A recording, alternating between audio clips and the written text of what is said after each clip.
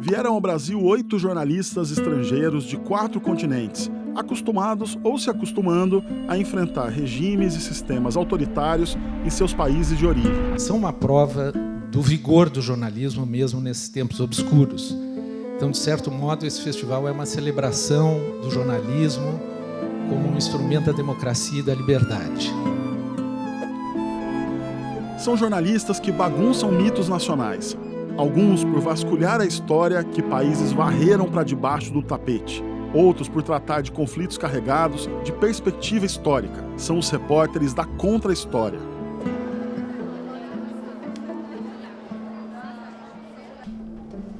Todos os convidados passavam pelo camarim antes de seguir para o palco. O jornalista russo Mikhail Zygar até então tinha deixado a impressão na equipe de ser bem fechado. Cheers. Very naturally toasting.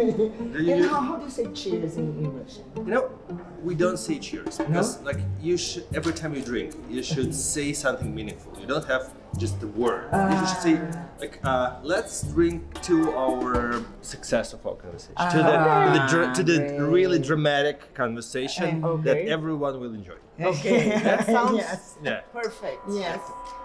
To our conversation. Yeah. Let me explain the whole situation. Yeah, last year I was sentenced. I don't know why I'm smiling. There is nothing funny in anything I say, but okay. I was sentenced to 8.5 years in absentia in Russia for the crime that is officially in Russia is called spreading fake news about Russian army and a special military operation in Ukraine. So according to Russian law, the war that is happening in Ukraine is not a war, it's a special military operation. No war crimes were committed, so if anyone who calls it a war is a criminal. Logo que foi convidado para o festival, Mikhail nos contou seu receio em viajar, por conta da ordem de prisão decretada por Vladimir Putin em 2024. A Piauí contratou advogados que pediram e conseguiram um habeas corpus no STF, garantindo que ele não poderia ser detido no Brasil.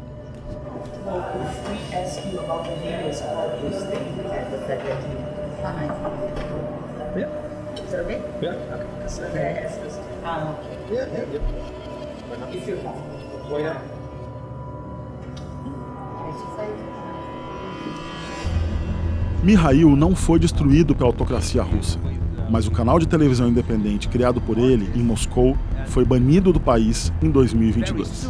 And like we had a lot of live coverage. For example, when protests huge protests in Russia in 2011, 2012 in the winter, which actually followed the Arab Spring. It was Arab Spring, but in Russia. Huge protest rallies, and we were the only TV channel to cover all those protest rallies live. So, and a lot of people were watching our reporting of protests, and they saw that it was possible. It was like those people are not killed, and that's why probably those protests were growing. Площадку для диалога. Иначе революция, иначе мы потеряем тот шанс, который перед нами сегодня есть. Мирной трансформации и доверия, которое необходимо, чтобы получила новая власть, которая будет выбрана, последняя. Сегодня нужно принять законы о партии.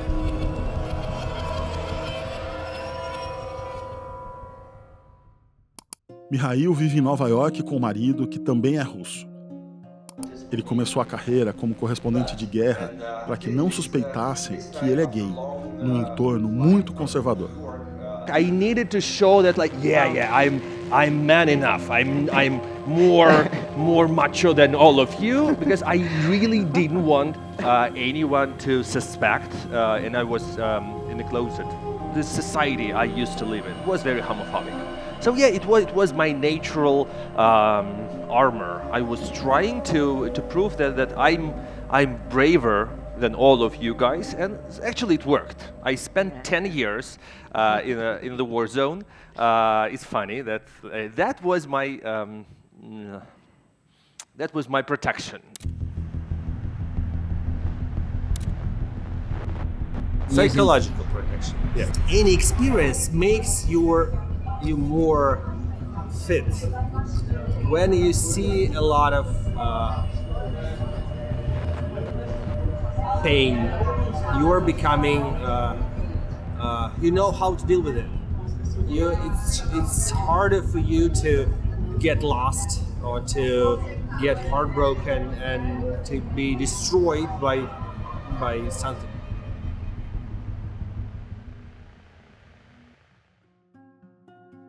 Mihail, se voltar à Rússia, vai ter problemas sérios.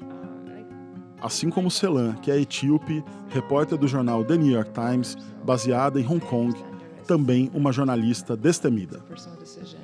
They came after my family. They came, like my sister, my brother, my parents. And I had to leave Ethiopia very quickly the day that story was published, and have not been able to return since then. Selan voltou para a Etiópia para cobrir o acidente com o avião da Ethiopian Airlines em 2019, que matou 157 pessoas. Ela publicou que o piloto do avião não tinha recebido o treinamento necessário e ainda que o governo entregou terra molhada aos parentes das vítimas como se fossem seus restos mortais. Selan teve que sair às pressas da Etiópia por conta de ameaças. I don't know whether I'm welcome or not, and I don't want to find out the hard way, let's just say.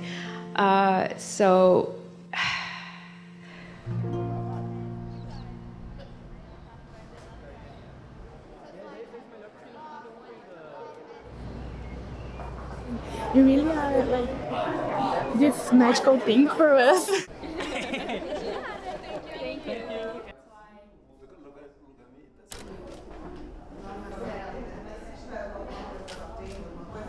Was it your decision to go to Hong Kong or New York Times? Your decision. You asked to go to Hong Kong. Why? Because curiosity killed the cat.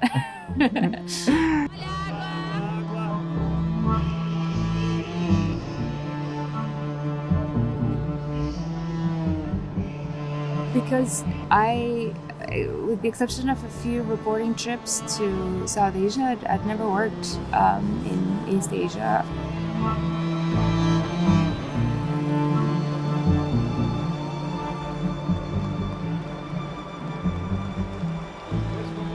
Each country is quite different from another, right? Jiang Xue tem se notabilizado por investigar registros da história oficial contada pelo Partido Comunista. Ela deixou a China depois de publicar também sobre o lockdown no país, em reportagens que incomodaram o governo. Hoje, ela vive em exílio em Washington, capital dos Estados Unidos. Nessa semana especificamente, hoje mais especificamente, Dia da Independência do Brasil, vai ser marcado politicamente pelas manifestações a favor da anistia, um eufemismo para impunidade do Bolsonaro.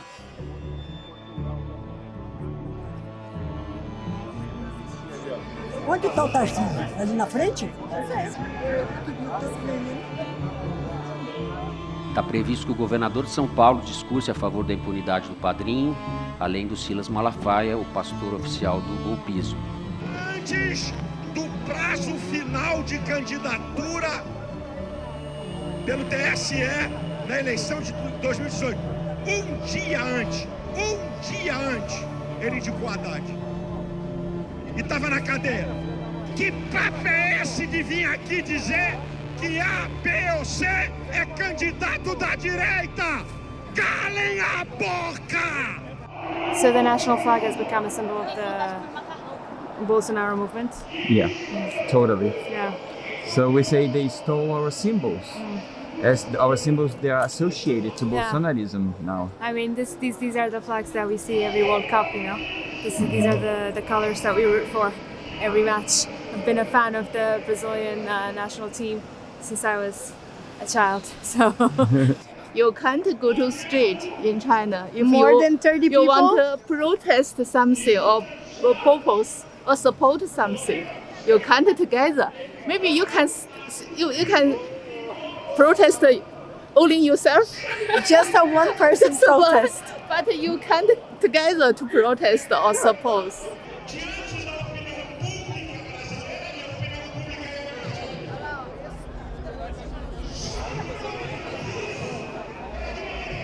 Thank you, Mr. Trump. Thank you, America. They don't seem to know what they're saying. Don't try to make me say political things. I have no political opinions. Okay. Zero. Let's go back.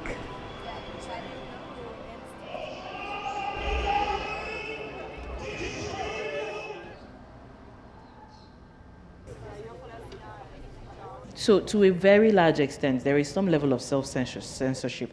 And I think my self-censorship increased when it was people like the government coming after me. It's one thing for an individual or a lecturer to come after you. It's another thing when your own government, the country that you fight for, decides that, oh, what you're speaking up is against our interest and we will punish you for it. You can't fight the might of the whole government. Earlier this afternoon, some journalistic friends who represent a collective in Chicago were talking about what they have to do to support each other. Because maybe tonight at 2 a.m., you're going to have unprecedented military presence in Chicago, in the United States. What's going to happen when they get arrested? But they can make anything bad because they are the fake, disgusting news. Da China, da Rússia, da Turquia, da Nigéria, todos os jornalistas desagradaram instituições e governos ao mostrar feridas abertas. A americana Ruth Marcos precisou fazer isso dentro do próprio jornal onde trabalhava, o Washington Post, onde ficou por quase 40 anos. Depois que Jeff Bezos, dono da Amazon e do jornal, passou a atender a demandas de Trump e interferir nos editoriais, ela escreveu um texto a respeito, que foi vetado pela chefia. Foi então que decidiu pedir demissão.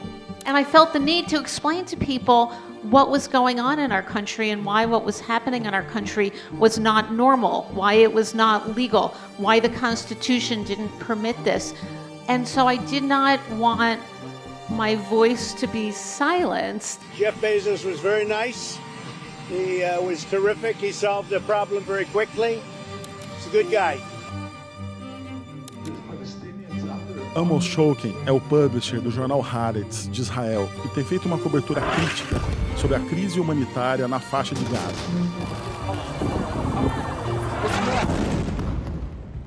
Queria colocar só uma questão de que Gaza talvez seja a grande questão moral da nossa geração. Com essa matança indiscriminada de civis, de mulheres, de gestantes, de crianças.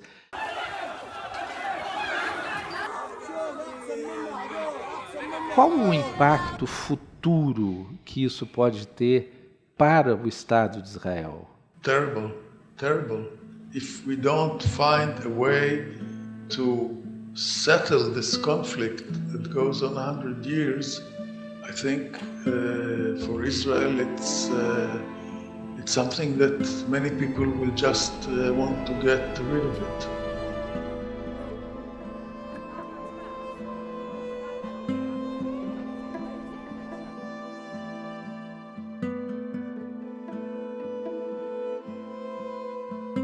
I meet people that I don't know in the street who tell me, Amos, you are Amos, right?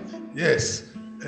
It's only because of you I can still live in this country, because you give me some hope.